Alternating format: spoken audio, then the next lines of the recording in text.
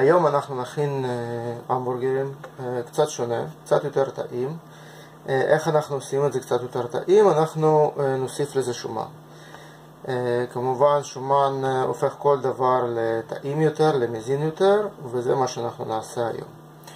אז אני לקחתי בורגרים הכי פשוטים מסופר, בערך 20% שומן, כל המבורגר בערך, כל קציצה בערך 100-110 גרם, ואני הולך לחבר אליהם, בעצם להכניס לתוכם שומן בקר כבוש, שומן שכבשתי במלח במשך שבוע ימים.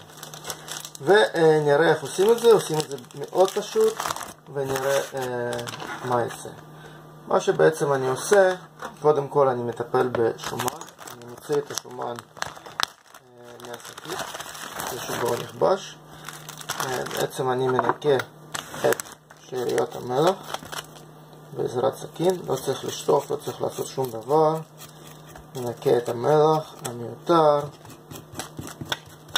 רואה שהשומן כבוש, גם רואים את הצבע של הבשר שזה נכבש טוב. מנקים את המלח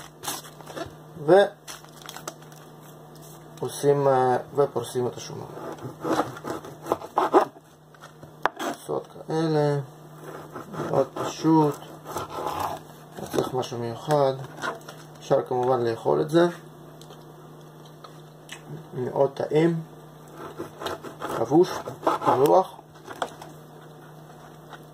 וניתן למאכל כי השתמשתי בשומן טרי, מאוד איכותי. לא צריך באמת לבשל אותו, מספיק קרישה, או אפילו לאכול אותו חי. אז לוקחים כמה פרוסות כאלה של שומן, אפשר קצת יותר, קצת פחות. לוקחים את הבורגרים. אני לוקח 2 קציצות, כי בעצם זה המשקל האופטימלי של המבורגרים מבחינתי, בערך 250 גרם. אפשר טיפה לשטח.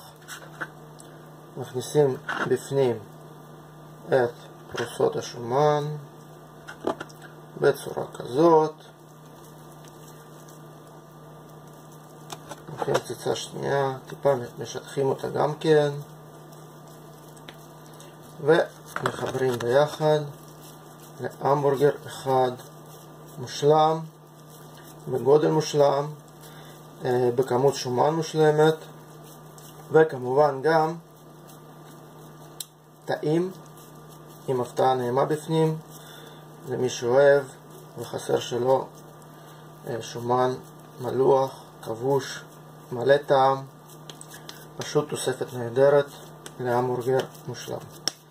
עכשיו בצורה כזאת אפשר להכין אותו איך שרוצים.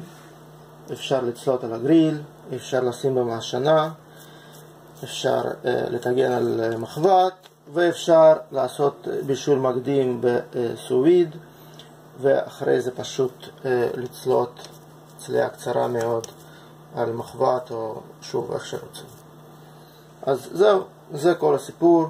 טעים מאוד, מומלץ מאוד, מומלץ להשיג שומן איכותי אצל קצב ולכבוש אותו, ופשוט זה הופך את זה למעדן פשוט מושלם. זהו.